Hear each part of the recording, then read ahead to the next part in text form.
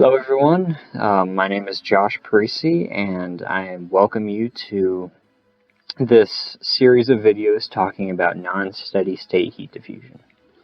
So in this series of videos we are going to solve this problem you see in front of me. So our given information is that we have a 50-meter long perfectly insulated bar with a thermal diffusivity value of 1 meter squared per second. So that 1 meter squared per second is going to be our alpha value towards the end of this series. So this bar has an initial uniform temperature of 20 degrees C. So our bar is going to be all at 20, except for the left side of the bar, which is going to be increased to 50 degrees, and it's going to remain at 50 degrees Celsius for the entirety of our time interval. So what we're going to do is we're going to apply our Crank-Nicholson finite differencing method to solve the resulting matrix using this Skippy.solveBanded function.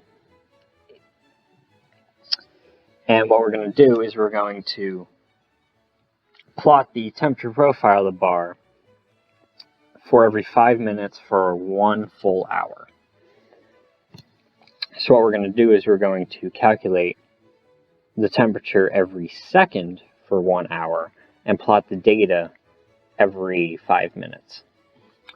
So we're going to use these step sizes when calculating towards the end. So ultimately, this is kind of the introduction, and following this video are going to be part 1 and part 2.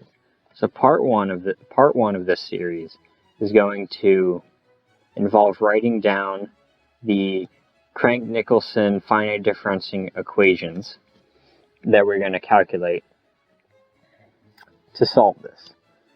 Now, what these equations are going to do is we're going to be able to use them to solve for the temperature at every interval, at every single meter interval down the length of the bar as time goes on. So we're going to use these set of equations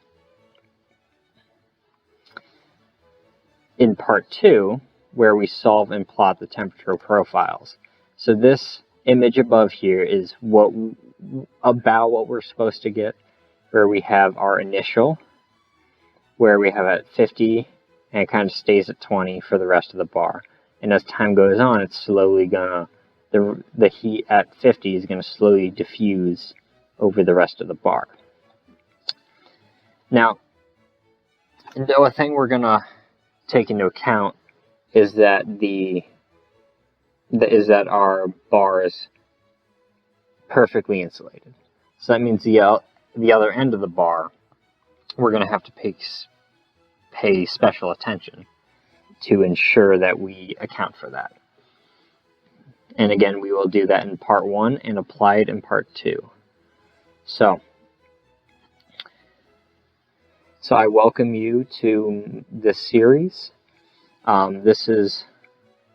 So I will link part 1 and part 2 in the description, and all 3 will be part of a single playlist. So join me by following the link for part 1 of this video series. Thank you.